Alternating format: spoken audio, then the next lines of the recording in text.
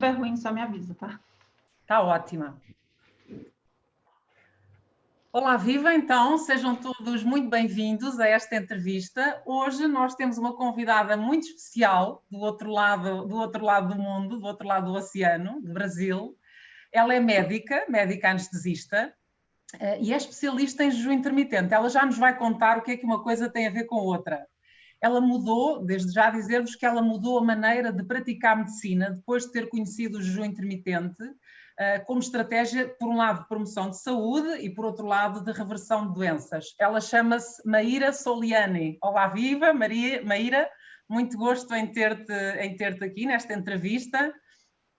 Eu começava por te perguntar, ou por te pedir que te apresentasses, que falasses um pouco da tua formação, do teu percurso profissional, de como é que chegaste ao jejum intermitente, da tua experiência de trabalho e de estudos com o Dr. Jason Fung, enfim, que te apresentasses aqui aos nossos espectadores. Oi, Isabel, muito obrigada pelo convite. Obrigada a todos pela audiência. Meu nome é doutora Maíra, né? Maíra Soliani. Eu sou brasileira, de São Paulo, e eu sou médica anestesista a princípio. E depois que eu comecei a mudar a minha alimentação, eu comecei para bens pessoais mesmo. E depois que eu comecei a perceber todos os problemas que aparentemente eu achava que eram normais, que eu teria de conviver para o resto da vida, foi uma chavinha que virou de o jeito que a gente come não é normal e a gente acha que muito do mal-estar e de várias outras dificuldades de saúde que a gente enfrenta no dia a dia são normais, mas não.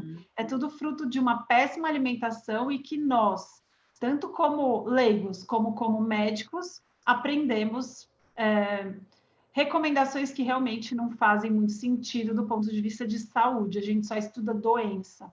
Então, quando eu percebi quanto a gente tinha de desconhecimento, eu mudei totalmente o meu enfoque na medicina e depois que eu comecei a fazer estratégias de restrição de carboidrato, o jejum passou a fazer sentido e aí eu me interessei por estudar.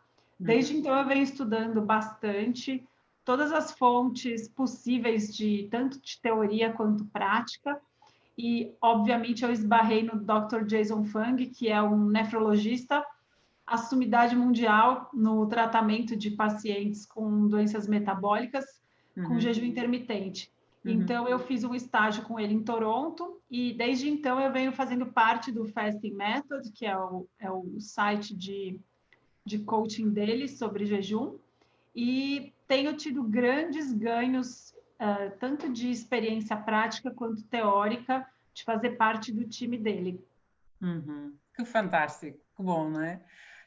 De facto, como tu dizias, nós tendemos a achar que tudo é normal, não é? Que é normal ter barriga, é normal sentir-se cansado, é normal ter o colesterol alterado. Assumimos que por ser comum é normal, não é? Exato, aquela distensão abdominal que a maioria das pessoas experiencia no final da tarde, de ter que não se sentir bem sentado, coisas que a gente acha que são absolutamente parte da nossa natureza e que não, são só fruto de uma péssima alimentação e de orientações nutricionais péssimas. Que não fazem qualquer sentido, que nunca foram baseadas em ciência, mas que foram passando de geração em geração, não é? Aquela sensação de distensão abdominal que tem a ver com a massa que se comeu ao almoço ou com o pão que se comeu ao pequeno almoço, no café da manhã, e que as pessoas tendem a não associar uma coisa à outra, não é? Exatamente. Ok, muito bem. Então, então eu sou uma pessoa saudável, vamos imaginar, quem nos está a ouvir, a pessoa pensa, ok, eu sou saudável, eu não tenho doenças, eu tenho o meu colesterol no sítio, os meus triglicéridos, não tenho diabetes. O que é que eu ganho em fazer jejum? A pessoa saudável ganha alguma coisa, tem algum benefício em fazer jejum intermitente?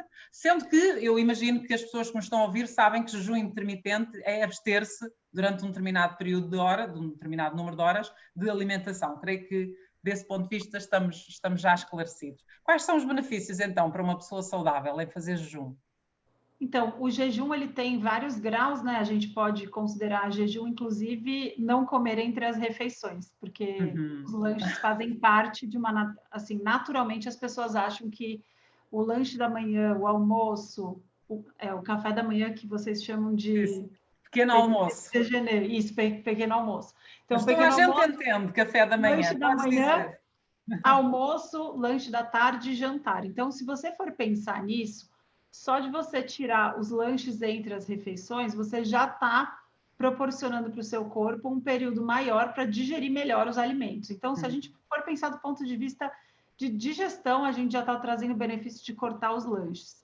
Jejum, todo mundo faz, gostando ou não do termo, porque o jejum começa quando você para de se alimentar. E toda noite a gente termina de jantar, e se você não tem o hábito de comer ceia e de trabalhar de madrugada, você provavelmente não come durante a noite. Esse é o primeiro jejum que a gente tem e que antigamente ele costumava durar entre 14 e até por volta de 14 horas na década de 70, por aí. Só esse jejum de 14 horas, e a gente também normalmente, como não tinha muitas distrações durante a noite, a gente jantava cedo e desde então entrava no jejum noturno. Então, por mais ínfimo que pareça, só de você se reconectar com esse hábito antigo de começar a jantar mais cedo, não comer ceia e não beliscar depois do jantar e ter esse jejum noturno preservado em 12, 14 horas, você já vai estar tendo benefícios de usar o seu próprio estoque de glicogênio como forma de energia e não ficar no modo armazenamento o tempo todo. A gente, com a repetição desse processo por um bom período, se você tiver uma alimentação correta, você pode até ter o emagrecimento com um jejum pequeno, como 14 horas. E, infelizmente, com o nosso ponto de vista, com o nosso estilo de vida moderno, 14 horas já é um horário difícil de se encontrar em uma pessoa que não faz isso com intenção. Porque se você seguir o dia a dia moderno, naturalmente você tem menos de 12 horas, em média. A maioria dos meus pacientes, quando eu pergunto, a primeira coisa que eu pergunto é que horas você janta e que horas você toma o café da manhã no dia seguinte. Não costuma dar 12 horas, infelizmente. Então, esses jejuns pequenos, eles já ajudam a regular o nosso ritmo circadiano. O jejum, ele tem uma propriedade de regular o nosso relógio biológico. Então, se você conseguir organizar o seu dia melhor e jantar mais cedo e acordar pela manhã e tentar regular a alimentação nesse momento, você vai estar ajudando o seu corpo a regular os processos fisiológicos que acontecem no estado dormindo. Porque a gente tem uma impressão que as células do nosso corpo trabalham freneticamente 24 horas. de uma maneira desorganizada, mas a gente tem o relógio principal que fica aqui no núcleo supraquiasmático, mas a gente tem em cada órgão mini reloginhos periféricos que comandam o que a gente vai fazer.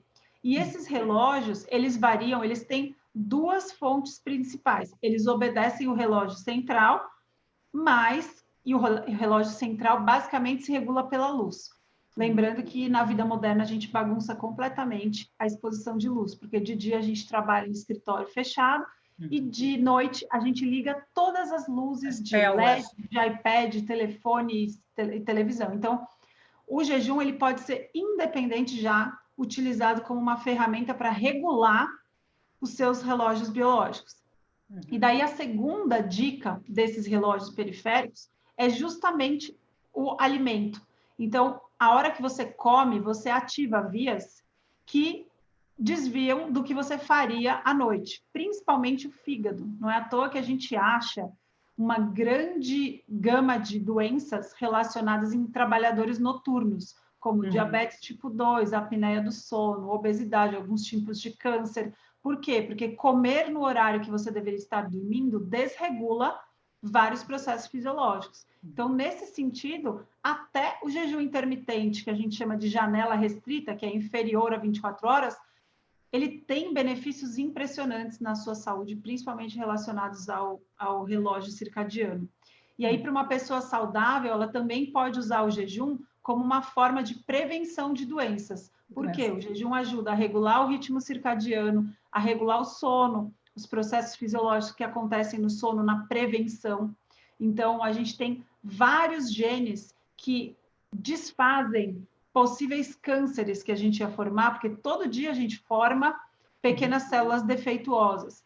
e durante o sono a gente ativa o nosso sistema imune a destruir células que não são bem feitas para o nosso sistema saudável.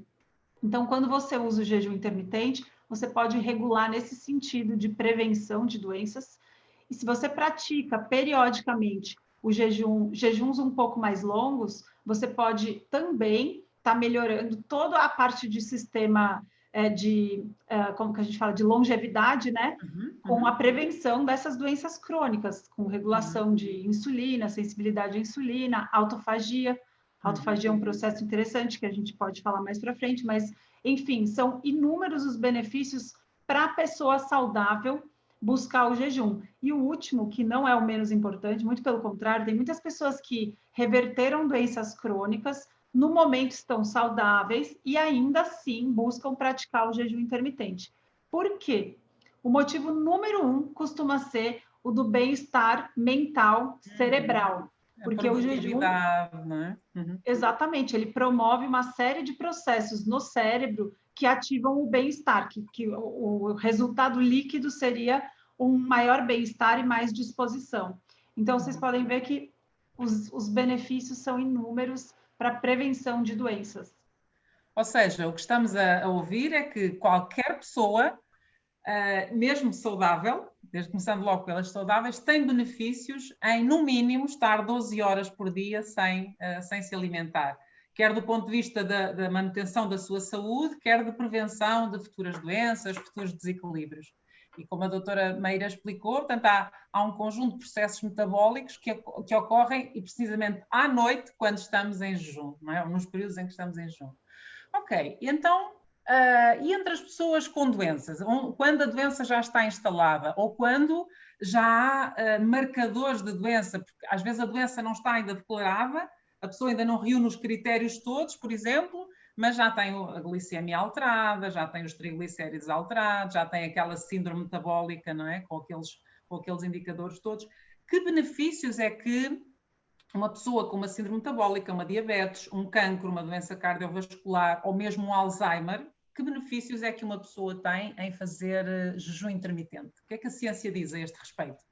Então, o jejum é importante que todos saibam que o jejum é uma ferramenta terapêutica muito, muito poderosa. Então não é só uma dieta da moda, não é só uma dieta... De maneira alguma, ele é uma ferramenta tão poderosa que atualmente a indústria farmacêutica está usando como linhas de pesquisa diferentes medicamentos que a gente chama de miméticos do jejum. Então, não é uma linha. É importante saber isso porque é mais fácil de entender por que tantas doenças diferentes podem ser beneficiadas no tratamento com o uso do jejum como ferramenta. Porque quando a gente entra no estado de jejum, a gente não está só atuando em um órgão ou em uma cascata, uma via metabólica. A gente está ativando uma série de processos. Por quê? Porque é natural o jejum. A gente evoluiu assim. Então, o nosso corpo é como se fosse a gente chama de metabolic switch, é o interruptor metabólico. A gente, quando entra no jejum, a gente ativa um interruptor metabólico e desencadeia uma série de processos. E é por isso que a indústria farmacêutica está tentando usar várias vias diferentes, um remédio para cada um, porque tem muitas pessoas que não conseguem jejuar ou não querem jejuar, que é o mais comum por causa da nossa cultura atual da hiperalimentação. Sim. Mas, se você já está assistindo aqui, você deve estar minimamente interessado em conseguir fazer com que o seu próprio corpo te ajude a reverter essas doenças. Quais são essas doenças? Então, vocês já entenderam que são vários mecanismos de ação, por isso a gente pode, eu gosto de dividir de uma maneira didática entre as doenças que estão relacionadas ao excesso de insulina, e daí essas a gente pode listar como principais o diabetes tipo 2, a obesidade, o excesso de triglicérides no sangue, a baixa do colesterol HDL no sangue, que eles resumiriam aí uma dislipidemia, né, com uma alteração do colesterol. As pessoas que têm doença cardíaca, porque doença cardíaca é uma doença inflamatória sistêmica, que também está relacionada ao excesso de insulina. Então, para essas doenças que têm um excesso de insulina como causa de base, o jejum é terapêutico. A gente consegue expor o corpo de uma maneira sistemática a períodos de baixíssima, de supressão mesmo da insulina. E dessa maneira, com a repetição consistente, a gente consegue reverter os processos que estão com insulina elevada. Reverter ou melhorar. Quando a gente fala de doença crônica, a gente não pode falar em cura, a gente pode falar em remissão dos sintomas. Gosto sempre de usar a analogia de um vulcão que entra em erupção e depois ele pode dormir. Então, a gente consegue, com o jejum intermitente, fazer isso, colocar algumas doenças em remissão e também consegue mesmo até falar sobre cura, mas isso é um pouco mais, a gente tem menos estudos que possam nos apoiar. Esqueci de falar duas que são muito prevalentes, que é importante citar também, relacionadas ao excesso de insulina, ovário policístico, síndrome dos ovários policísticos e esteatose hepática, gordura no fígado, que esteatose hepática é uma doença, não tem sintoma, se você não procurar, você não descobre se tem, e ela é uma peça-chave de desencadear, de ser um fator de risco enorme para o diabetes tipo 2, que é uma doença que causa tantas outras, que são boa parte da mortalidade aí por doenças crônicas atuais que a gente enfrenta. Então, essa foi a primeira divisão do que o jejum pode beneficiar. Existem também as doenças relacionadas à inflamação crônica. Por exemplo, asma, artrite reumatoide, são doenças inflamatórias intestinais, então Crohn, essas doenças que estão relacionadas mesmo a uma inflamação crônica. As doenças autoimunes em geral, não é? As doenças autoimunes em geral. Exatamente. Então, essas doenças inflamatórias crônicas, a gente pode também usar o jejum como um belo aliado, porque ele tem uma ação em modular o nosso sistema imune. Então, ele também reduz, ele modula, né? Para quem tem baixa inflamação e para quem tem alta inflamação, o jejum é um processo natural que modula os processos fisiológicos. Então, a gente pode usar como um adjunto. E aí também a gente separa com as doenças, aliás, o jejum para os saudáveis. Então, são vários tipos de ação que a gente pode esperar. E o último que eu gosto de deixar bem claro que é um lado promissor, que a gente tem vários estudos no momento sendo rodados, tanto na Europa quanto nos Estados Unidos, que é o uso do jejum como adjuvante na terapia contra o câncer. Então, nas terapias convencionais, quimioterapia, radioterapia, a gente está usando o jejum intermitente, os jejuns um pouco mais prolongados, porque os benefícios são mais proeminentes perto das 48 horas de jejum, mas também nessa linha está surgindo dietas que simulam o jejum, que é o Fast Mimicking Diet, que é uma dieta que é patenteada, mas existem, a partir dela a gente consegue trazer uma série de estudos interessantes para usar como adjuvante no tratamento convencional. Então, são inúmeros... O que faz todo o sentido, não é? Porque se eu não me estou a alimentar de glicose, e se a glicose é a principal fonte de alimento para a célula cancerígena, faz todo o sentido, não é? Que a pessoa entre em jejum, que a pessoa não ingira glicose e que entre em jejum para não alimentar a célula cancerígena. Ou seja, então, se eu estou a entender bem, todas as pessoas, com exceção, claro, daqueles grupos crianças, idosos ou pessoas subnutridas, não é? Abaixo do peso, estas pessoas não devem jejuar, mas tirando crianças, idosos, pessoas abaixo do peso ou grávidas e pessoas que estejam a amamentar, tirando estas pessoas, toda a gente, saudáveis e não saudáveis, se pode beneficiar com o jejum. Sim, exatamente. Se houvesse um medicamento que fizesse tanta coisa pela saúde como o jejum faz, de certeza que era a droga mais cara do mundo, não era? Com certeza, mas é exatamente o contrário. Como é a mais barata, ninguém a gente acredita. tem um impacto financeiro grande se todo mundo soubesse de todos esses benefícios, por isso que na era da informação, nada mais democrático que a gente falar sobre isso em redes sociais, né? Porque a gente consegue atingir várias pessoas que não teriam recursos para pagar essas medicações se elas já existissem e está disponível a todos. É isso mesmo. Que bom. Olha, então agora em relação à saúde mais mental, talvez a área onde eu me movo mais. A minha formação de base é psicologia, como comecei por dizer há pouco, quando ainda estávamos em off. Então, existe a crença, existe a ideia de que jejum provoca perturbações alimentares, ou seja, compulsão, bulimia, anorexia. Da minha experiência, e também daquilo que eu estudo, mas sobretudo da minha experiência, o jejum não só não provoca, como até ajuda na reversão desses quadros. O que provoca este tipo de perturbações alimentares são questões mais emocionais. Mas eu gostava de saber se, do ponto de vista fisiológico, médico, existe alguma plausibilidade para esta crença de que jejum vai provocar ou vai agudizar problemas, perturbações alimentares. Qual é que é a tua experiência e o conhecimento que tens? Sim, eu acho que é importante a gente individualizar bem essa questão. A gente não tem estudos para comprovar se melhoram ou pioram. Então, isso é importante saber, a gente não tem. Então, por exemplo, se eu atender uma paciente com transtorno alimentar, a primeira coisa que eu vou falar para ela é que não temos estudos. Alguns, por exemplo, anorexia, é difícil uma paciente com anorexia estar com um peso normal, né? Normal. E a anorexia especificamente é um transtorno que as pessoas com anorexia são atraídas pelo jejum intermitente, porque é o padrão de se abster. Então, não acho que cause, mas com certeza não é indicado. Ele pode piorar, sim, porque as escolhas na anorexia já provocam uma série de mudanças metabólicas. Então, apesar da paciente estar até abaixo do peso, ela é resistente à insulina pelas outras alterações de desnutrição e estresse crônico ativado que ela tem.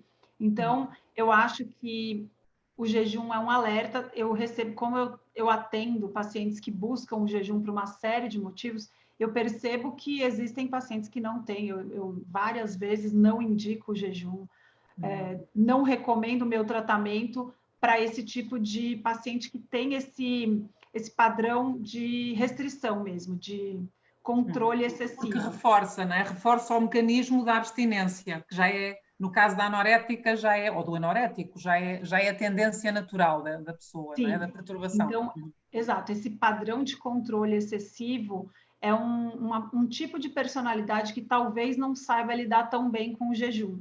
Até para as que não são, para as que não têm transtorno alimentar, o jejum pode se transformar em algo não tão, uma ferramenta não tão que traga bem-estar e felicidade.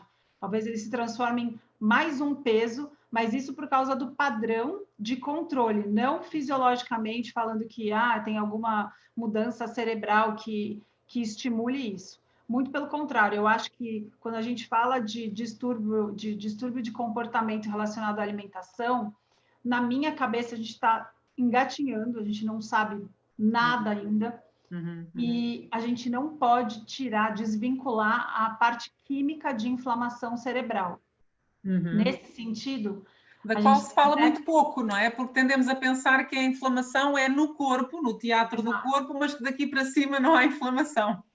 Exato. Então, assim, tem alguns pacientes que se consideram compulsivos e não têm controle sobre os alimentos e que têm episódios de hiperalimentação, de hiperfagia, sem controle, etc., que uma vez que eles retiram completamente a comida processada de uma maneira abrupta mesmo, limpam todo o ambiente de casa e decidem não passar por isso e conseguem, nesses primeiros 7 dias que são mais críticos e começam o jejum, muitos percebem que, na verdade, eles não eram compulsivos, eles têm um descontrole alimentar com a comida processada.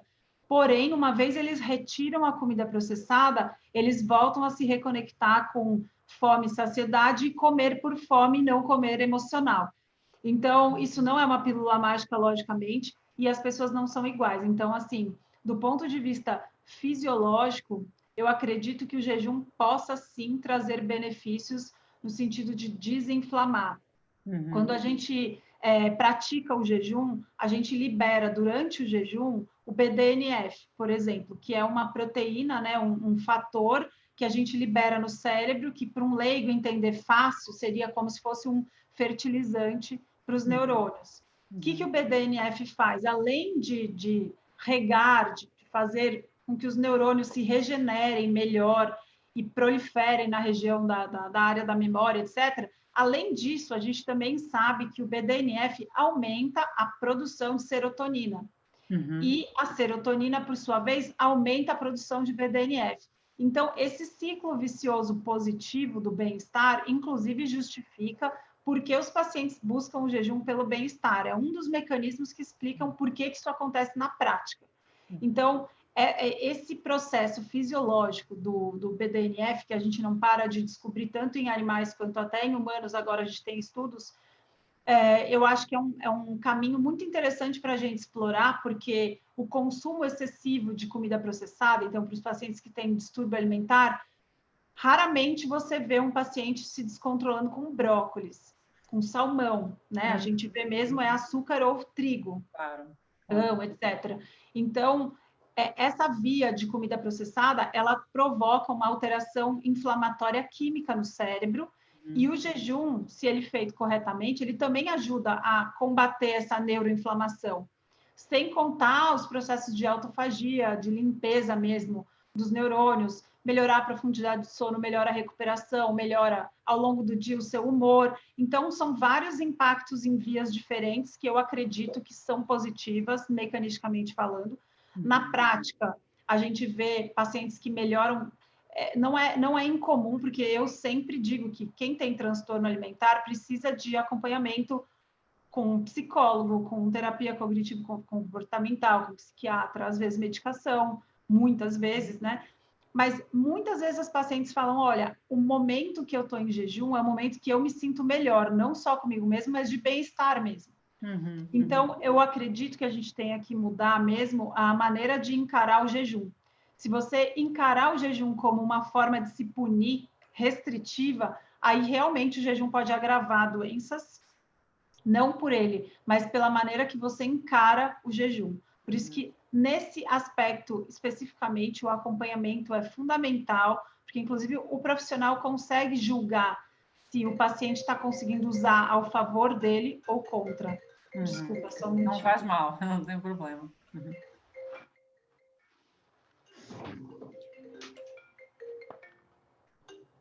Desculpa. Não tem mal, não tem mal. Então, se eu estou a entender bem, não só não existe plausibilidade biológica para jejum causar distúrbios, portanto, alimentares, como até existe plausibilidade biológica do contrário, não é? De que o jejum favorece, claro, tendo em conta esse aspecto que tu disseste agora, não é? Da perspectiva com que eu encaro o jejum.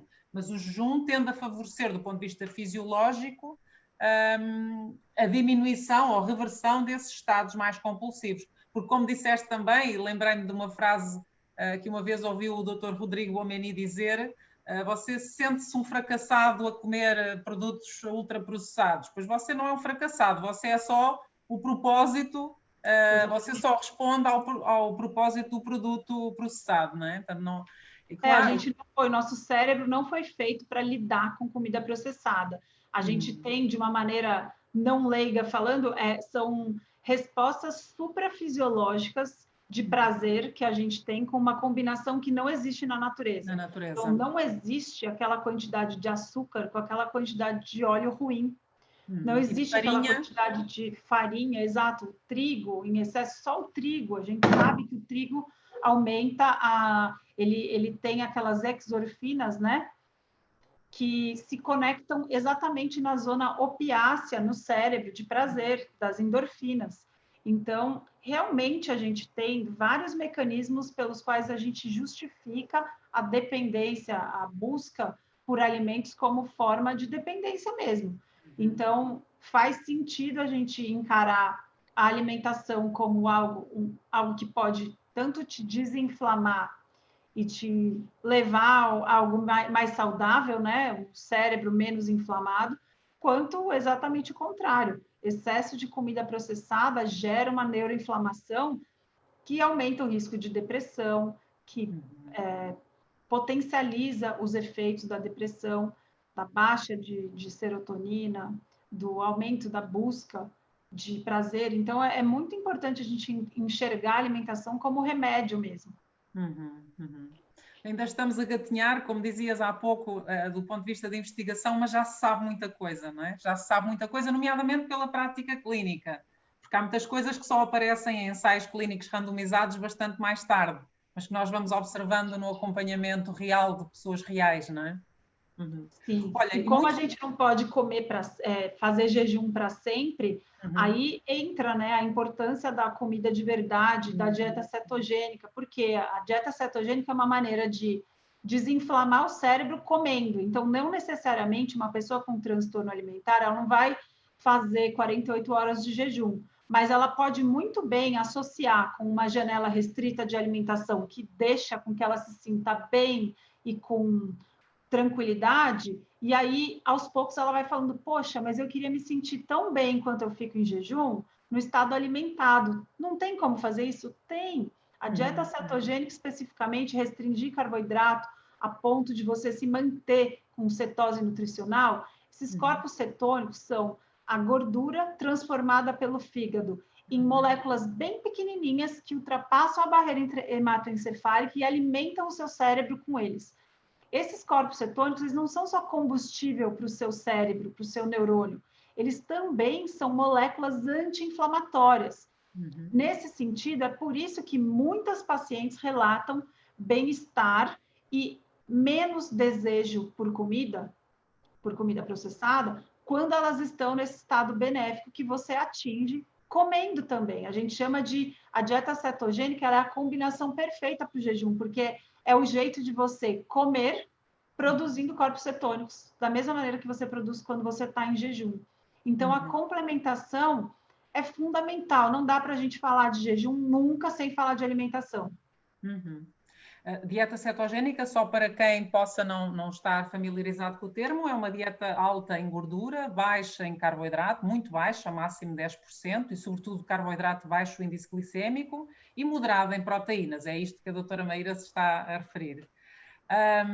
Muito bem. E relacionado com o que estávamos a dizer há pouco, em relação ainda às perturbações alimentares, é um pouco de, enfim, todos temos um pouco essa experiência, mas os clientes, os pacientes também relatam que as emoções negativas, a tristeza, o medo, a angústia, particularmente agora em épocas de pandemia, não é? Em que as pessoas criam cenários muito negativos, que o stress, nomeadamente o stress crónico, que diminuem o nosso autocontrolo em termos de fazer boas opções. Portanto, nós já todos sabemos que a comida industrializada faz mal, mas nos momentos de stress é exatamente isso, é o doce, é o salgado, é o farináceo que nos apetece. Todos temos um pouco essa experiência. Eu sei que se tem interessado, ou que tens interessado também bastante pelo tema do cérebro, dos mecanismos do autocontrole no cérebro.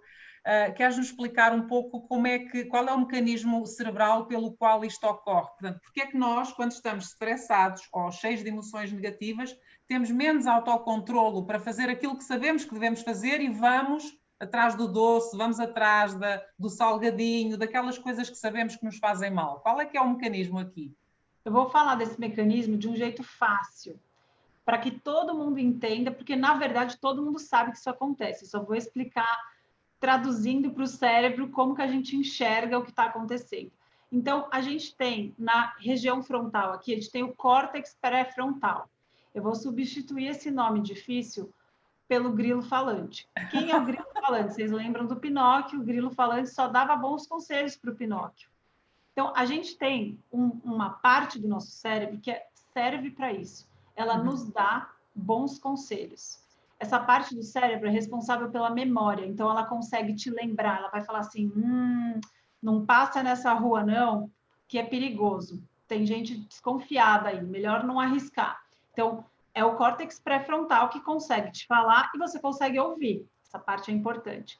Então, ela é responsável pela memória, ela é responsável pelas boas decisões. Então, você acorda e fala assim, nossa, hoje eu não vou tomar café da manhã, eu vou só tomar um café preto, sem adoçar, porque eu tenho uma reunião na hora do almoço e eu quero estar bem disposta. Então, esse é o seu córtex pré-frontal, é o seu grilo falante tomando boas decisões, certo? Então, a gente tem uma área do cérebro só para isso. Porém, a gente tem várias outras áreas do cérebro. Uma delas é a dopamina, a região do prazer, né, que a gente chama. Então, quando a gente busca prazer, se a gente busca prazer de uma maneira excessiva, o que começa a acontecer? A gente começa a diminuir o acesso ao nosso grilo falante. Então, excesso de ativação da busca por prazer, então eu vou dar um exemplo prático. Na pandemia, o estresse, o nível de estresse de todas as pessoas aumentou, e a gente também tem essa conexão do estresse com a busca por prazer. A gente aprendeu que comida é a droga mais barata e bem aceita. Ninguém vai te olhar feio de você comer um chocolate normal, né? Todo mundo acostumado. Pastelzinho de nata. Então, não ele é tido como um mecanismo aceito para lidar com o estresse. E funciona na hora, né? É uma droga socialmente aceitável, não é? A comida, Exatamente. e em particular a comida processada, é uma droga socialmente aceitável, aceite. Exatamente. Então, o trigo e açúcar, eles provocam um transbordamento incrível dessa dopamina aí, dessa região do prazer do nosso cérebro. Porém, quando a gente no cérebro ativa demais neurônios da via dopaminérgica, o que acontece? O nosso corpo quer se proteger do excesso de ativação. Então, o que começa a acontecer? Começa a morrer neurônio dessa região aí. Então, isso explica por que quando a gente começa a comer açúcar, vamos supor, você pediu uma bola de sorvete.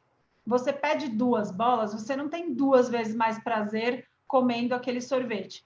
E se você comer demais, ao longo dos anos, você nunca mais vai ter aquele mesmo prazer que tinha comendo seu sorvete quanto você tinha antes. Então, o excesso de ativação dessa via dopaminérgica vai diminuindo o seu prazer. E a gente tem estudos mostrando que, por exemplo, em pessoas obesas, realmente, uma pessoa obesa comer um pastel de nata quase não ativa a zona do prazer, não é suficiente para ela. Ela precisa de mais comparado a uma pessoa que não está obesa. Então, a gente já tem estudos mostrando em humanos. É o fenómeno da tolerância, não é? É uma o ressonância magnética funcional. Como em qualquer droga, não é? É preciso uma quantidade cada vez maior para produzir o mesmo efeito. Exatamente, que é o que a gente chama de tolerância. Então, a gente tem estudos mostrando com comida isso. Então, muito do que se nega que comida possa gerar qualquer... é a mesma via. Se você consumir heroína, se você consumir açúcar, aquela via acende igual, tá? Então, seguindo o nosso raciocínio, você busca cada vez mais prazer com determinados alimentos. E não consegue ter a mesma liberação, né? Porque depois que a gente ativa a via dopaminérgica, a gente ativa a via opiácea, né? Dos opioides, então das endorfinas, que são as mais famosas aí que a gente conhece. É o mesmo que a morfina e etc. Então, depois que a gente ativa a dopamina, a gente tem essa busca pelo prazer e chega nele. Quando a gente começa a ativar demais e o estresse também diminui isso, é como se você tentasse acertar o alvo, mas nunca atingisse o alvo. Você não consegue ter mais a consumação do prazer. Você fica só na hiperativação da dopamina. Então, tudo tem uma combinação. E aí a gente associa o estresse. Qual que é o efeito do estresse nisso tudo, nessa busca da dopamina aí? O estresse, ele faz com que você aumente a sua busca por dopamina, e ele, como se fosse, põe o grilo falante no mudo. O estresse não te deixa escutar o que o grilo falante tem para falar. Então, essa via de conexão entre o estresse, a dopamina e o córtex pré-frontal, ela é bem estudada hoje em dia. A gente sabe que o excesso de estresse inativa a sua zona que toma boas decisões. Isso explica, por exemplo, por que tem pessoas hiperreativas no trânsito que pegam uma arma e atiram em alguém porque levou uma fechada. Essa pessoa não parou para pensar na hora, nossa, deixa eu pegar minha arma, atirar naquela pessoa que é pai de família e tem 3 filhos em casa esperando que ele vá. Ninguém pensa em tudo, porque o estresse não permite que você tome decisões. É um sequestro emocional que acontece. Exato, então você não é capaz de usar a sua memória, de usar o seu altruísmo, de usar nada. Você não consegue. Então, por isso que tem tanta gente que estuda sobre alimentação e ainda assim não consegue se controlar em relação ao açúcar. Por quê? Porque não depende só de informação. Você precisa dessa zona que controla as suas boas decisões, tá bem ativada. E aí tem um agravante ainda maior. A síndrome metabólica, por exemplo, estar obeso, mesmo pessoas com depressão clínica, elas são depressivas e não estão obesas, elas têm uma ativação excessiva do cortisol. O que a gente percebe? O próprio cortisol diminui a liberação da serotonina, que é o que eu disse para vocês, que o jejum aumenta liquidamente ele aumenta a serotonina. Então, o estresse crônico, ele também diminui a sua capacidade de ser feliz, por causa da serotonina, que é inativada no seu cérebro. Então, são várias coisas juntas. E aí, por causa do excesso de ansiedade, você não dorme direito.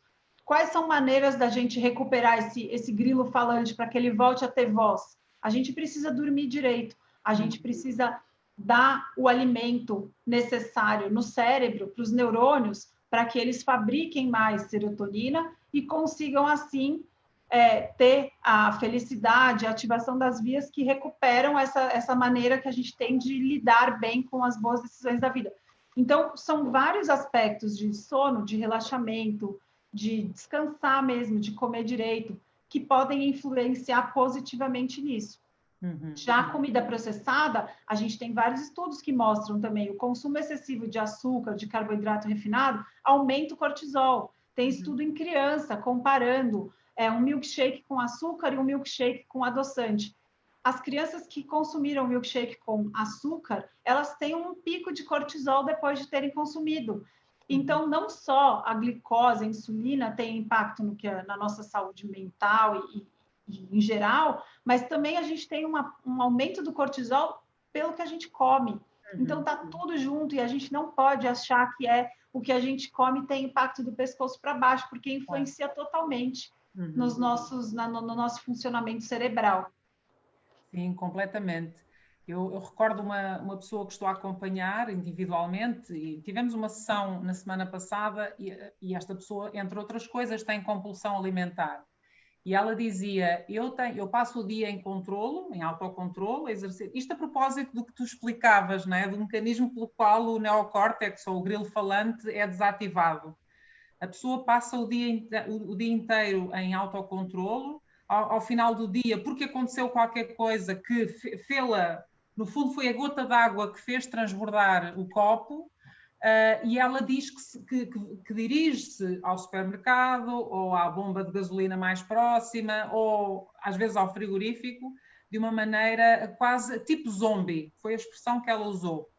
Eu vou tipo zombie, é como se tudo aquilo que eu soubesse, tudo aquilo que eu soubesse tivesse desaparecido, todo aquele exercício de autocontrole e disciplina que eu fiz ao longo do dia não valesse para nada. De repente, toda a minha autocrítica, todo o meu autocontrole é desativado e eu vou tipo zombie. Parece que há uma força que me controla e que me leva. E isto tem a ver com o que dizias, não é? Com esta desativação do neocórtex, do regulador. E é por isso que exatamente o que você falou complementa o tratamento para quem tem transtorno alimentar, a gente nunca pode dissociar do tratamento cognitivo, comportamental, né? Do acompanhamento psicoterápico. Por quê? Porque o seu gatilho para entrar nesse modo automático de inércia, de zumbi que você falou, esse gatilho precisa ser trabalhado com tratamento individual mesmo, porque as pessoas têm gatilhos diferentes e aí elas têm um comportamento em comum que é buscar comida processada. Por quê? Porque a gente tem esse agravante do nosso ambiente facilitar muito o acesso. Isso a gente compara com droga de uma maneira negativa do açúcar, porque drogas, o acesso é limitado, é difícil, você corre riscos que às vezes você consegue, inclusive, deixar de consumir por não querer passar por esse risco. Então, nesse sentido, o açúcar é muito pior, porque não só você tenta se livrar dele e não consegue, porque você controla a sua casa, mas todos os lugares que você frequenta, as pessoas te oferecem como se fosse tranquilo, calorias vazias, e o pior de tudo, é fácil acesso em todos os lugares. 24 horas por dia.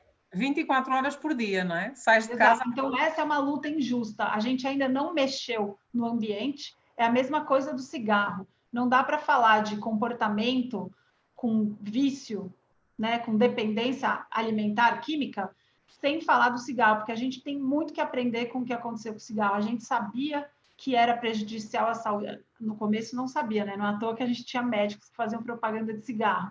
Mas do momento em que a gente tinha evidências científicas robustas mostrando a relação direta do cigarro com câncer, até o momento em que realmente era unânime, todos sabiam que o cigarro era prejudicial.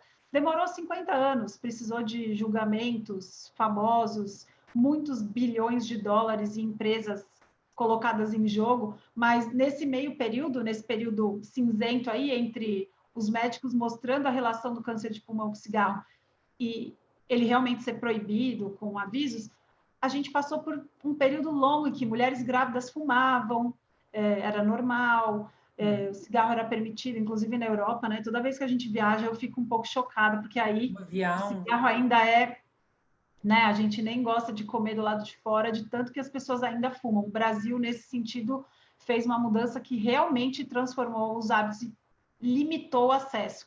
Com o açúcar, a gente tem muito pelo contrário. É muito difícil se livrar dele até quem quer.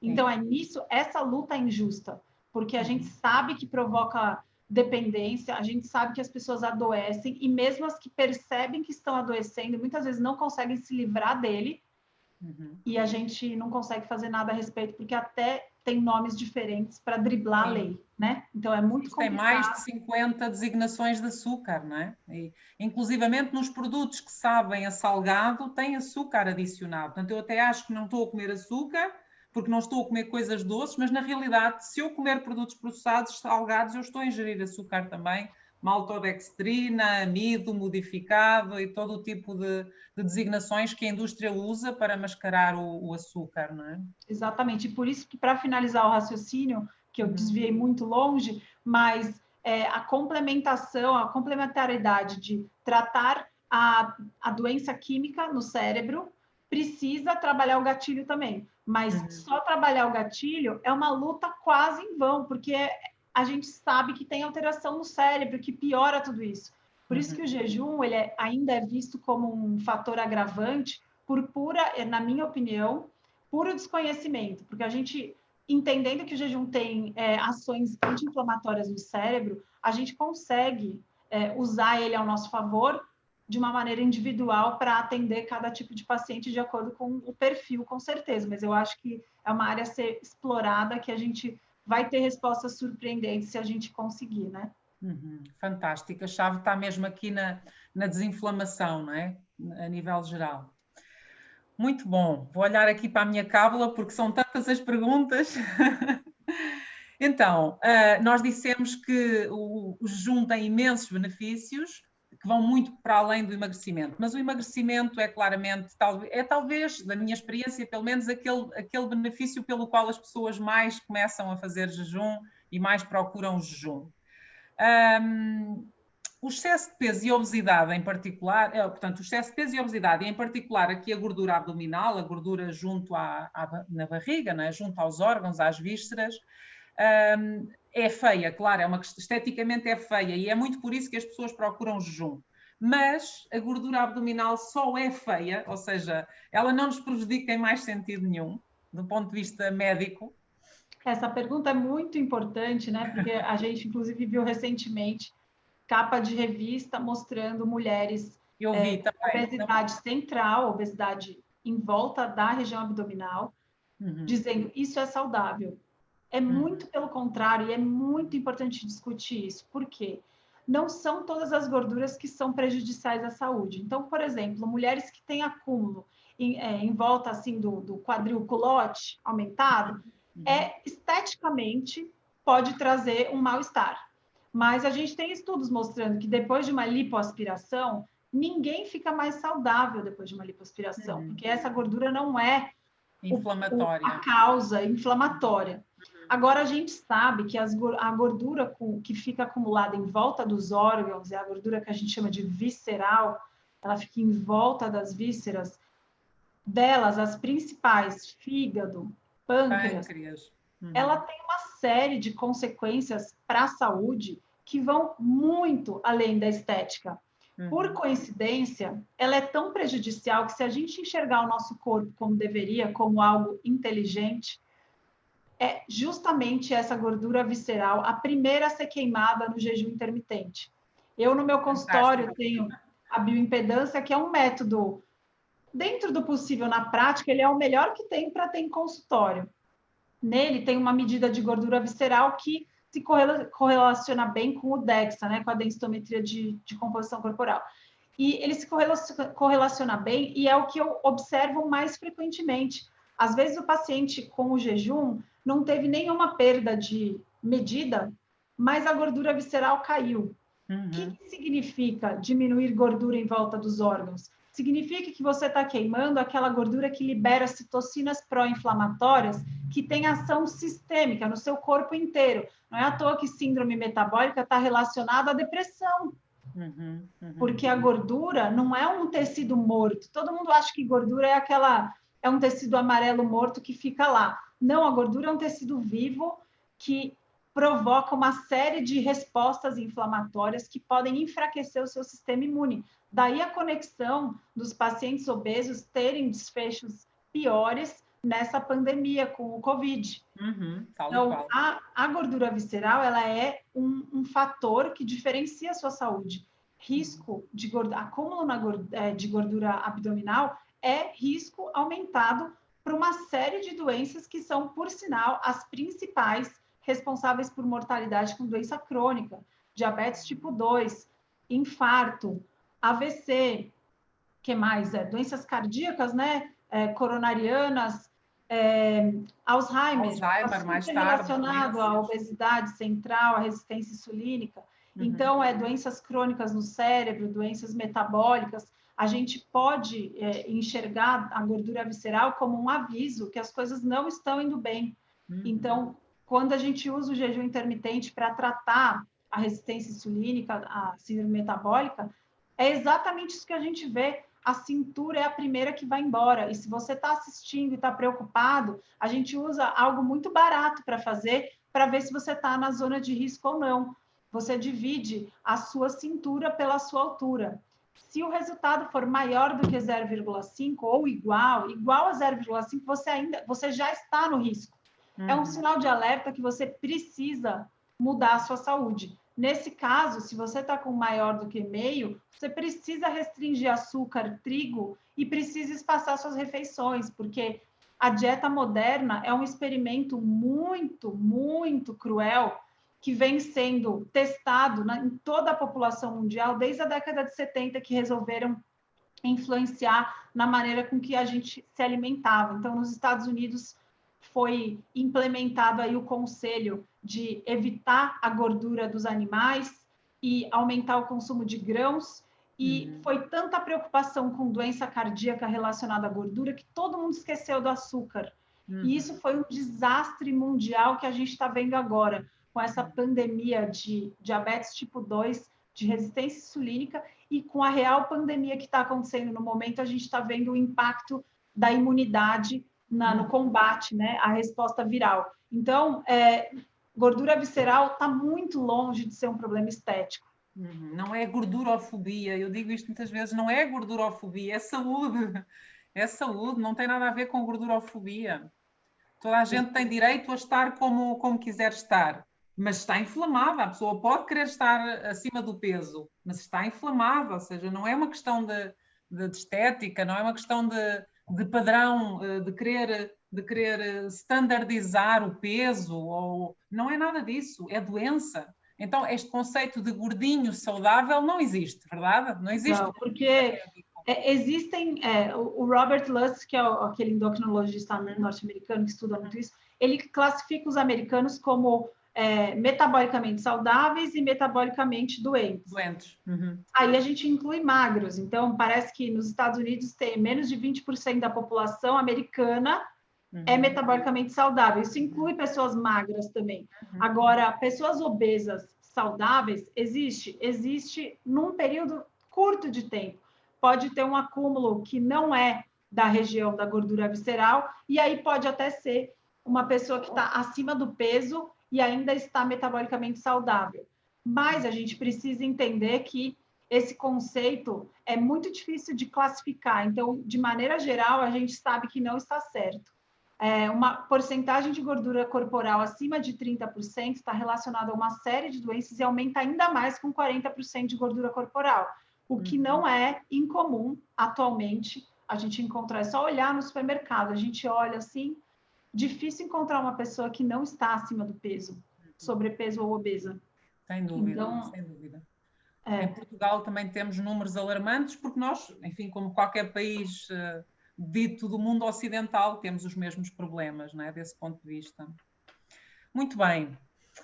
Mais coisas. Então, há pessoas que reconhecem, nomeadamente depois de ouvirem pessoas como a Maíra explicar os benefícios do jejum, decidem, ok, vou começar uma estratégia de jejum. E começam às vezes de um dia para o outro, de hoje para amanhã, sem preparação hormonal, sem preparação metabólica do corpo. E claro, ao estarem a comer muito carboidrato, vão ter uma experiência muito dolorosa de jejum, muito difícil do ponto de vista físico e psicológico, e acabam por dizer que o jejum não funciona. Então, qual é o tipo de alimentação que facilita esta experiência física e psicológica de jejum? No fundo, o que é que devemos comer antes de começar a fazer jejum, e depois qual é o impacto hormonal e metabólico desses alimentos? Porque é que ele facilita a experiência do jejum? por isso que eu vou explicar para vocês, por isso que o jejum pode ser considerado um estilo de vida que transforma a sua saúde, porque se você se preocupar com, eu preciso comer bem antes do jejum para ficar bem no jejum. Depois que eu terminar o jejum, eu quero continuar bem. Dessa maneira, o que vai acontecendo? Você vai praticando com frequência, você simplesmente mudou a sua alimentação também. Então, nesse sentido, para quem come muito mal e começa a fazer jejum, pode ser que essa seja a primeira porta de entrada para os bons hábitos. Uhum. Existem pessoas que não, que querem manter esse hábito de alternar comida muito ruim com jejum. Isso é desagradável e provoca uma série de alterações que não são, assim, não é algo sustentável a longo prazo. Ninguém suporta viver com esse tipo de mudança. Qual é a melhor maneira de entrar no jejum? É já com a insulina baixa. Como que a gente se alimenta e ainda assim mantém a insulina sob controle? A gente se alimenta com comida de verdade, restringindo principalmente trigo e açúcar. O jeito mais fácil ainda é já entrar em cetose nutricional, que aí, nesse caso, seria uma restrição severa de carboidratos, que a gente considera menos de 30 gramas de carboidrato líquido por dia, 20, 30 gramas. Então, a gente chama isso de sanduíche do nada. O sanduíche seria os pães, você considera que são a dieta cetogênica, e o nada é o jejum. Então, seria um hambúrguer de nada. O Peter, que é um médico americano que fala isso, é bem legal, porque é o melhor jeito de entrar e de sair do jejum, mantendo a sua insulina baixa. Um alerta bem importante, todos os lugares que eu faço entrevista eu alerto, porque quem assiste está interessado no jejum. Jejuns mais longos, mais de 24 horas, 30 horas, a gente deixa de produzir as enzimas digestivas. É um jeito de descansar, a gente chama isso de gut rest, é um dos objetivos pelos quais as pessoas buscam o jejum sem buscar o emagrecimento. Então, só do ponto de vista de conforto, se você for quebrar um jejum superior a 24 horas, eu recomendo que você quebre devagar com porções pequenas. E não faça uso de açúcar, farinha, bebida alcoólica, cerveja. Por quê? Porque você vai ter um pico gigantesco de insulina logo depois de ter se alimentado e que ela estava super baixa. Você pode ter uma retenção de líquido aguda, você pode se sentir mal, você pode ter dor de estômago, inclusive sensação de desmaio. Então, não é besteira, é realmente importante tomar cuidado com como você quebra o seu jejum. E jejuns acima de 48 horas, 3 dias, o que a gente observa? Isso a gente aprendeu com os ratinhos, né, no laboratório. Os órgãos diminuem de tamanho, de verdade, durante o período que você está em jejum prolongado. Isso é super interessante do ponto de vista de regeneração de órgãos. E tem vários estudos a respeito disso, etc. Mas o objetivo de eu ter falado isso é outro. A gente também tem o nosso estômago, ele diminui de tamanho durante jejuns prolongados. Então, na hora de quebrar, um dos principais benefícios de você mastigar devagar e comer em pequenas porções é esse: o seu estômago é menor. Não coma grandes quantidades na hora de quebrar jejum. Por isso que praticar o jejum com consistência te traz uma série de uma disciplina mesmo entre comer algo bom antes de começar e quebrar com cuidado, com cautela, com uma quantidade baixa de volume mesmo, um volume diminuído de alimentos e alimentos de baixo índice glicêmico de preferência, justamente para não fazer esse shift de insulina aí que pode trazer efeitos graves em jejuns acima de 5 dias e o volume que precisa ser pequenininho para você reintroduzir a alimentação devagar. Nessa hora, o caldo de ossos ou o caldo de legumes, que aí na Europa também é bastante utilizado na culinária tradicional, né, francesa, de fazer risotos, esse caldo mesmo, ele é uma ótima técnica para quebrar jejuns mais longos. Lembrando que quando a gente faz jejuns mais longos, a gente também muda, as bactérias ruins morrem, em geral, né? A gente está no começo ainda desses estudos sobre microbiota, mas a gente tem uma mudança da microbiota. Se a gente quebra o jejum com comida boa, o que a gente vai estar fazendo? A gente está fornecendo prebióticos para aquelas bactérias boas ficarem. É um jeito de falar, por favor, repovoem o meu intestino no estado alimentado com bactérias do bem. Então, isso tem um impacto gigante no que você escolhe para quebrar o seu jejum. Por isso que, se você faz o jejum da maneira correta, saudável, você está mudando toda a sua vida. Bons hábitos. Ou seja, temos toda a vantagem em comer comida de verdade, vinda da mãe natureza, da terra, do mar, etc., antes e depois do jejum. Baixa em carboidratos, não é? Porque isso nos baixa também os níveis de insulina e com a insulina baixa nós temos uma experiência de jejum muito tranquila. Não temos fome naturalmente, é isso? Exatamente. Fantástico. A gente considera o trigo, inclusive, como um estimulante de apetite. Então, não faz sentido você comer um estimulante de apetite para entrar no jejum. Para entrar no jejum, não é? É estar a travar e a acelerar ao mesmo tempo o automóvel. Então, há pessoas que fazem, e relacionado com isto que estamos a dizer, há pessoas que fazem jejum para quase como uma estratégia purgatória de um excesso que fizeram, ou então para se prepararem para chutarem o balde, como vocês dizem aí no Brasil. Qual é o impacto hormonal disto? Ou seja, no seguimento do que dissemos, o impacto hormonal é muito evidente, não é?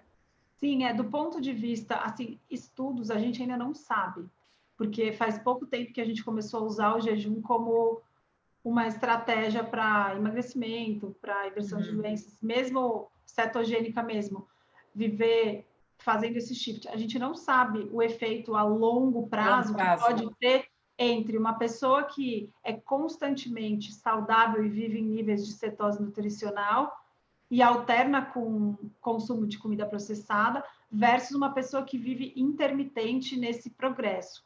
Agora, do ponto de vista assim de usar o raciocínio lógico e fisiológico, com certeza uma pessoa que tem 100% do tempo com comida processada, comendo de 3 em 3 horas, versus uma pessoa que ainda come mal, mas usa o jejum como estratégia, na minha opinião, o raciocínio lógico, ela tem algum benefício sim, ela pode não conseguir emagrecer, mas é como se fosse damage control, né? Controle de danos. Menos mal do que comer de 3 em 3 horas, pelo menos ela come menos vezes ao dia. Mas lembrando que o jejum é um processo de renovação celular. A gente reforma um banheiro, por exemplo, você vai tirar os azulejos ruins.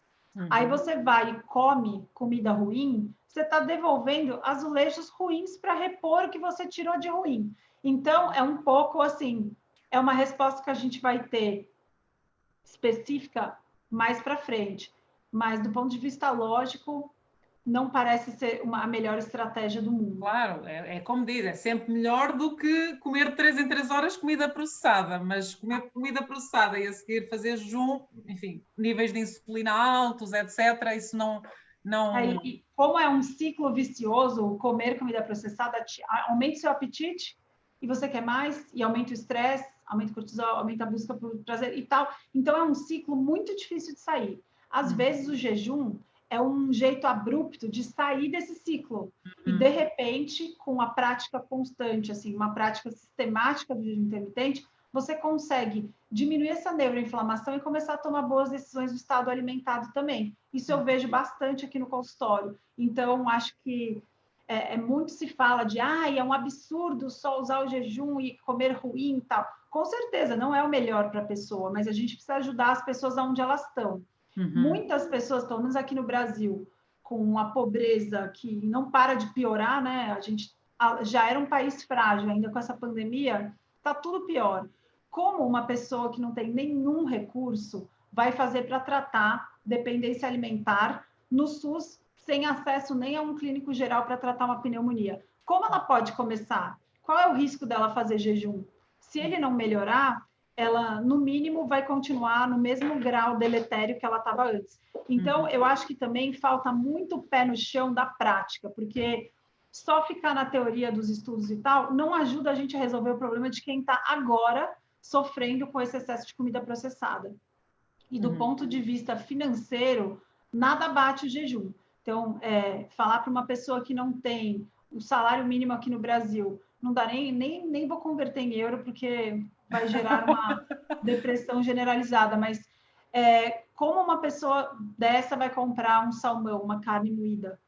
Vai comprar ovos? Ou seja, então, não sendo de todo a estratégia, o cenário ideal é a redução de riscos ou minimização de danos, não é? A pessoa Exato. que Então, se você enxergar o jejum como ferramenta, fica mais fácil entender. Ele não é o ponto final. Você não vai só falar, o jejum é a minha tábua de salvação e só isso vai resolver. Não, mas ele é uma ferramenta muito multiuso mesmo. E eu acho que é assim, a gente tem mesmo que dar bastante atenção porque ela é custo efetiva, né? Ela faz com que a pessoa poupe dinheiro ao invés de gastar. Sem dúvida. Exato. Então, é menos, porém melhor. Ela vai comer menos vezes na semana, mas ela vai comer melhor, porque vai sobrar dinheiro para ela comprar um pouco melhor. Então, isso é uma questão que demora. Então, se você tira uma foto daquela pessoa que acabou de começar a mudar os hábitos, ela ainda come muito mal, mas pelo menos está fazendo jejum, é saudável de tirar uma foto do que está acontecendo agora? Não, não é saudável comer McDonald's e fazer um jejum de 18 horas. Mas já Se ela é melhor. repetir isso por 10 anos, ela é muito pouco saudável. Ela só dá matéria-prima ruim, previamente digerida, e ela é muito inflamada. É bom, é um hábito saudável? De jeito nenhum. Você ficar 24, comer uma vez por dia, só comida ruim. Isso é péssimo. Agora, se você tirar uma foto dessa pessoa que começou assim e de repente ela conseguiu mudar as escolhas dela em um ano, é uma estratégia que funciona. Então, tudo depende mesmo da maneira que a gente está, do contexto que a gente aplica. Ok, até nisso é vantajoso o jejum, não é? Até desse ponto de vista. Ok, há muita gente que já reconhece que, ok, o que devemos comer é comida de verdade, que não devemos comer produtos processados, que afinal o pequeno almoço ou o café da manhã não é a refeição mais importante do dia, que afinal até podemos treinar em jejum, afinal se fizermos 24 horas de jejum ninguém morre porque temos estoques de energia acumulada, etc. Enfim, as pessoas até começam a acatar essas ideias com alguma abertura. Mas depois vem sempre aquela pergunta: doutora, e a fome? Como é que eu vou lidar com a fome? Se eu ao fim de 3 horas já estou cheio ou cheia de fome, como é que vai ser ao fim de 16 ou ao fim de 24? Porque as pessoas têm a ideia de que a fome é proporcional, cresce proporcionalmente ao número de horas em que estão em jejum. Não é assim, nós sabemos que não é assim. Queres explicar, Meira, qual é o processo Sim, essa pergunta é muito importante, porque às vezes é só esse medo que afasta a pessoa de começar a tratar alguma doença muito importante por causa desse medo, porque fome realmente é desagradável sentir fome. E é certeza que você vai ter fome fazendo jejum, é certeza. Claro. Mas quando a gente descobre que a fome ela vem em ondas e comendo ou não, ela vai embora. E se a gente usar o cérebro, usar um raciocínio inteligente para começar a reverter doenças usando esse raciocínio? Então, a fome vem em ondas, ela aparece, ela é um estímulo que sobe, e nessa hora que você está sentindo essa fome, você tem duas opções.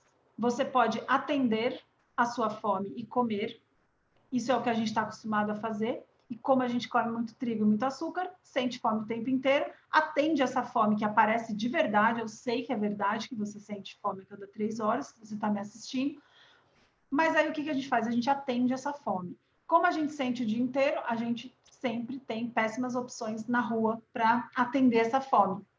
Então, você realmente fica nesse ciclo desagradável de sentir fome o tempo inteiro, de ter que planejar toda hora qual é a sua próxima parada para comer, para interromper as coisas úteis que você faz ao longo do seu dia. Agora, visualizem outro cenário comigo. A fome faz o seu pico, você está lá sentindo aquela fome desagradável, você fala assim, nossa, estou sentindo fome. Ah, mas eu lembro daquela live que eu assisti, a fome vai embora mesmo. Então, eu vou esperar mais um pouquinho. Deixa eu tomar uma água, um chá e um café. Exato, eu também vou tomar, ó. Então, tomar uma água, um chá, um café. Lembrar que ela está aqui, mas ela vai embora. Eu vou ficar ocupada e vou esperar ela passar. Você vai perceber que essa fome vai embora. Todo mundo tem alguma história que aconteceu alguma coisa e não conseguiu almoçar, e depois, no meio da tarde, lembrou que não tinha almoçado e não está mais com fome. É exatamente isso que acontece. E nos estudos em jejuns mais longos, de colocar os pacientes internados no hospital, deixar um acesso venoso aqui, ficar colhendo exame para ver o que acontece com o hormônio da fome. Já temos estudos ótimos e antigos sobre isso. O que acontece com a fome num jejum de 3 dias? Que não consigo ficar 3 horas sem comer. Como é que você vai me falar que eu vou ficar 3 dias sem comer e vou ficar tranquila? Pois é, e existe inclusive diferença entre homens e mulheres. Qual é a diferença? Então, homens são sortudos. Eles já não têm um pico muito grande de grelina no primeiro dia. Conforme os dias vão passando, a fome ainda aparece, só que ela vai aparecendo menor e menor. Então, no terceiro dia, em relação ao primeiro, a fome é menor. E no quinto dia, é menor do que no primeiro dia e é menor do que no dia anterior. Então, conforme você vai prolongando as suas horas do jejum, essa fome vai diminuindo. Mas o ponto que eu gosto de frisar aqui é nas mulheres. O impacto nas mulheres do jejum no apetite é muito importante. Nesses estudos entre homens e mulheres, vamos fingir, eu estou desenhando a curva aqui que eu estou imaginando na minha cabeça o estudo. Sim. Mas então, a fome que aparece nos homens está aqui. A fome do primeiro dia nas mulheres está aqui. E para o segundo dia, esse pico das mulheres cai muito. Então, em homens, ela já é mais baixa e ela cai menos. Em mulheres, esse pico é maior. Então, comparado com homem, mulher tem um estímulo de fome mais desagradável mesmo. Só que a queda é muito maior. Então, o benefício em reduzir a fome nas mulheres é maior que a gente encontra nos estudos. Para mim, um dos melhores, assim, o que eu melhor achei do jejum intermitente foi o sentir fome, porque viver com fome é desagradável. Como eu era médica, eu sou médica, né? Mas eu era bem educada em relação aos malefícios da obesidade, eu sempre me preocupei em não atender o tempo inteiro, mas me irritava. Eu ficava irritadiça no final da tarde. Eu sentia aquela fome desagradável no centro cirúrgico, aquela fome das 5 horas que me deixava nervosa. Então, a gente, com o jejum, a gente percebe com a prática constante dele que esses níveis de fome vão diminuindo e conforme você come melhor, esses estímulos de fome vão se regularizando. Então, não, a fome não é um crescente insuportável que vai chegar num momento que você não vai mais suportar. Ela vem em onda. Se você souber lidar com isso da maneira mais positiva e estratégica possível, você pode beneficiar a sua saúde. Então, é tudo uma questão de jogar fora antigos mitos que não deixam a gente usar o jejum ao nosso favor. Mas sim, é certeza que você vai ter fome durante o jejum e com a prática você vai aprendendo a lidar muito bem. Então, por exemplo, meu estômago está roncando, estou numa reunião, não quero ficar com esse barulho desagradável, toma água com gás, é uma dica boa. Você vai se conhecer também. Tem pessoas que com café tira totalmente a fome. Esse, graças a Deus, é meu caso, porque eu adoro café. Para algumas pessoas, o café piora a fome no jejum. Não somos iguais, mas todo mundo consegue descobrir algum truque para diminuir essa fome e passar por essa onda da melhor maneira possível. E aí você vai perceber que sentir fome é natural. E a gente pode passar por isso de uma maneira natural e não sofrer. Por isso que eu digo que o jeito que você encara o jejum faz muita diferença. Se você enxergar o jejum como algo sofrido, triste, nossa, estou com fome, vai ser algo desagradável que eu não recomendo que você pratique com regularidade. Agora, se você começa a lidar com a fome de uma maneira melhor, você, inclusive, a sua relação com a comida vai mudando, porque você vai falando assim, olha, que engraçado, eu estou de novo com fome porque eu estou estressada, e essa minha fome, que engraçado, não é de brócolis, eu quero um chocolate. Não vou atender. Então, aos poucos, você vai começando a lidar melhor com as suas escolhas, porque quando você se propõe a se abster completamente dos alimentos, que é o jejum, fica muito mais transparente a relação entre estresse e fome. Então, convido a todos a passarem por essa experiência de sentir fome e não atender. É uma fome gerível, não é? Enquanto quando estamos a fazer, quando temos um padrão alimentar mais baseado na restrição calórica, temos fome, temos apetite e temos ruminação constante sobre comida, ao passo que no jejum percebemos essa onda a aparecer, entretanto o corpo alimenta-se, não é? Da sua própria gordura e a adrenalina diminui outra vez e depois volta a aparecer e vamos surfando, eu creio que até o original do termo é mesmo do Dr. Jason Fung, não é? Vamos surfando a onda da grelina e vamos lidando perfeitamente com isso e fazendo esse exercício de autoscopia, não é? De olhar para o que está a acontecer no corpo, é muito interessante. Com certeza. Estamos quase no nosso tempo, não é? Bem... ainda tinha algumas perguntas mais, mas vamos só então aqui às últimas duas. E que tem a ver com isto. É uma pergunta que também me fazem muito, tanto nos workshops como nos acompanhamentos individuais.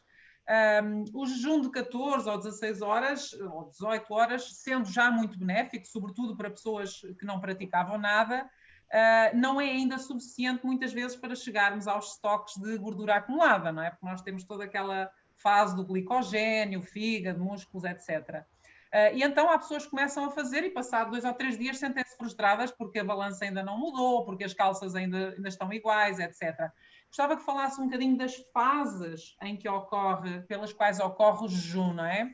Tendo em conta que nós, quando deixamos de comer, não começamos logo a comer a gordura acumulada. Há ali outras reservas, outros estoques que gastamos primeiro. Queres falar um pouco disso e a partir de quando, em média, sabemos que há muitos fatores que contam, mas a partir de quando, em média, é que tendemos a entrar em cetose e a iniciar o consumo de gordura?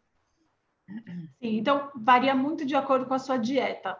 Se a gente considerar uma dieta que não é com comida de verdade, rica em açúcar e carboidrato, eu vou usar o que acontece no jejum depois que você comeu uma macarronada com brigadeiro, com pastel de nata de sobremesa. Vamos adaptar. Para nos adaptarmos ao país. Exato. Depois que você come, a gente chama de estado pós-prandial aí, nas próximas 6 horas que você se alimentou, você vai estar digerindo e absorvendo a glicose dos alimentos que você comeu. O que sobrou de glicose e não foi consumido pelo seu corpo, então é como se fosse um self-service, todo mundo comeu tudo que podia, all you can eat, acabou lá o que o seu coração precisava, o que o seu cérebro precisava, o que o seu músculo precisava, sobrou. A gente não consegue guardar glicose individual. A gente guarda a glicose de 2 maneiras. A primeira, a gente estoca a glicose no formato de glicogênio. É um monte de glicose de mão dada, super fácil, e a gente guarda lá no nosso fígado e o estoque de glicogênio que a gente tem. A gente tem os estoques no músculo também, nos músculos, mas eles não estão acessíveis como forma de combustível depois, eles ficam só para o músculo mesmo.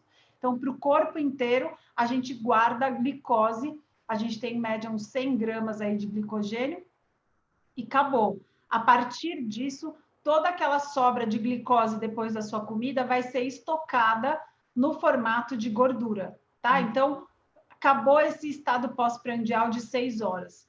Ainda consegui não comer, veio a onda e ignorei. Continuo em jejum. O que vai começar a acontecer?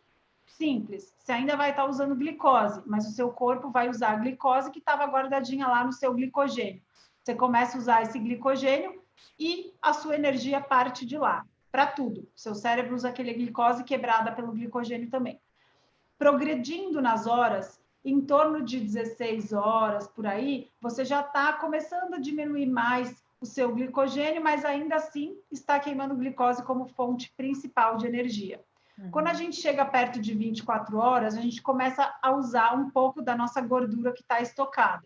Ainda pouco. Por volta das 30 horas, é mais ou menos o período de uma pessoa que comeu carboidrato, comida, pirâmide alimentar. Por volta das 30 horas, a gente começa a entrar em cetose nutricional. O que é isso? Ao invés de usar só o açúcar do glicogênio, ele começa a chegar no estoque baixo e a gente começa a usar a gordura também e ela ser transformada em fonte de energia. Depois de 30, 48 horas, aí aquele estoque zerou de glicogênio, basicamente zerou, E a nossa principal fonte de energia começa a ser da nossa gordura. Então, aí a gente pode chamar de cetose do jejum, né? Não é nutricional, porque você não comeu nada, essa cetose está vindo da sua própria gordura. Então, ao invés de usar a glicose dos alimentos ou a glicose do glicogênio, a sua principal fonte de energia passa a ser a gordura. Você começa a usar os triglicéridos de cadeia média para nutrir vários órgãos e o cérebro, especificamente, ainda precisa de açúcar. Da onde a gente obtém o açúcar? Uma parte dos aminoácidos, da gliconeogênese, e a outra parte a gente tira exatamente da gordura. Quando a gente quebra um triglicérides, que é a molécula menor de gordura, a gente tem 3 cadeias de ácidos graxos que se transformam em gordura, em corpos cetônicos, e a cadeia do glicerol, ela vai lá para o seu fígado e ele transforma em glicose para alimentar o seu cérebro. Então, é por isso que eu, quando estou numa live, depois de 48 horas de jejum, eu continuo conversando e concatenando as ideias, porque o meu cérebro está usando principalmente os corpos cetônicos, que são nada mais do que a gordura quebrada em moléculas bem pequenininhas pelo fígado, beta-oxidado, ultrapassam a barreira hematocefálica e vão lá nutrir os meus neurônios para que eles continuem funcionando. Nosso cérebro adora neurônios. Além disso, uma parte do nosso cérebro ainda usa glicose, dessa tanto dos aminoácidos quanto da gordura. Então, é isso que acontece no jejum. E depois de um tempo mais prolongado de jejum, o nosso cérebro usa menos glicose ainda, e é menos de 1/4 do nosso cérebro usa glicose ainda, que a gente obtém pela gordura. Então, o jejum nada mais é do que uma oportunidade que você dá para o seu corpo de usar a gordura que você tem estocada durante anos e nunca deixou ela ser usada, e aí você dá essa oportunidade. Então é isso. Ou seja, se é verdade que há uma parte do nosso cérebro que precisa de glicose e de outros órgãos, há uma parte que precisa de glicose, nós não precisamos de carboidrato porque o corpo tem a capacidade de produzir a glicose pelo mecanismo que tu acabaste de explicar que nós precisamos. É isso? Exatamente. Fantástico. Não existem carboidratos essenciais. Exatamente. Olha, Maíra, acho que temos que marcar outra conversa porque hoje não deu para, mesmo apesar de termos ocupado 1h30, passou super rápido e não deu para fazer todas as perguntas que eu gostava de ter feito. Portanto, é o mote para mais uma conversa.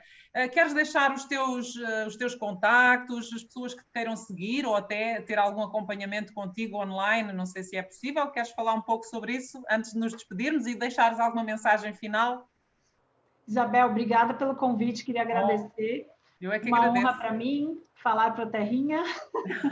É tão maravilhoso. Obrigada mesmo pelo convite. Para quem tiver mais curiosidade a respeito do meu trabalho, eu tenho no Instagram, eu tenho @doutora Maíra Soliani, tudo junto. Lá tem bastante informação. Eu tenho, de tempos em tempos, eu abro para um curso online para jejum.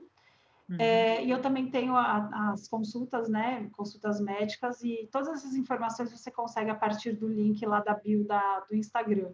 Então, é @doutora.mairasoliani. Espero que essa live tenha sido esclarecedora. É importante a gente falar sobre jejum para desmistificar e normalizar algo que é normal, que a gente é adaptado para isso. E a gente precisa mesmo espalhar informação de qualidade para conseguir atingir a todos, já que é uma prática super acessível e que está disponível para toda a humanidade, sempre esteve. Então, obrigada pelo convite. Um beijo grande para todos. Obrigada, Isabel. Pela disponibilidade e pelo tempo. Até uma próxima. Um beijinho. Obrigada, tchau, tchau. Tchau, com licença.